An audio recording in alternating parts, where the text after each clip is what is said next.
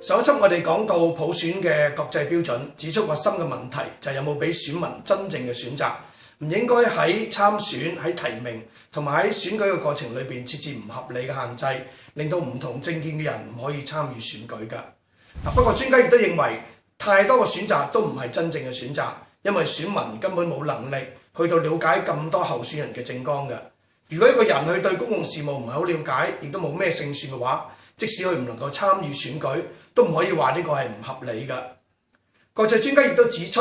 一個國際標準嘅普選咧，都要同本地嘅憲法相配合嘅。除非嗰個憲法框架係窄到嘅地步，唔能夠實現普選，咁就另作別論啦。但係基本法45條，佢哋認為咧係仍然有空間去實踐普選嘅。所以即使佢哋接受公民提名，但係都認為要經過提名委員會嘅確認嘅。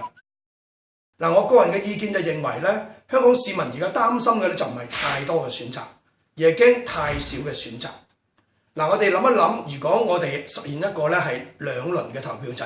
喺第一輪投票嗰陣時咧，其實可以俾市民多啲咁多選擇㗎。只有當第一輪嗰陣時候冇人係超過50%嘅選票嘅話咧，咁我哋先揀最高嗰2個候選人咧係進入到第2輪嘅。咁所以話咧，開始嘅時候咧唔需要咁快脆咧對候選人嘅數目咧進行限制㗎。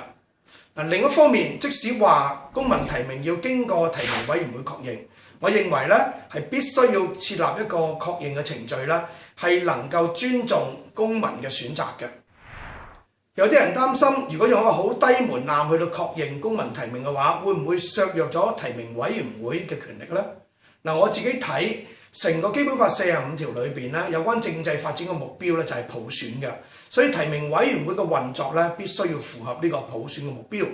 我唔擔心削弱提名委員會嘅權力，我擔心嘅咧就係削弱咗我哋公民嘅政治權利。大家唔好忘記咧，國際專家提出咧，提名委員會必須要係平等咁樣代表每一個選民嘅意見嘅，佢嘅組成同埋佢嘅提名嘅程序啦，一定要係公平、公開同埋合理嘅。如果我哋將提名委員會嘅組成方法完全要參照晒選舉委員會咁樣，同埋仲要用全票制去實現所謂機構提名嘅話，呢種做法一定符合唔到國際標準㗎。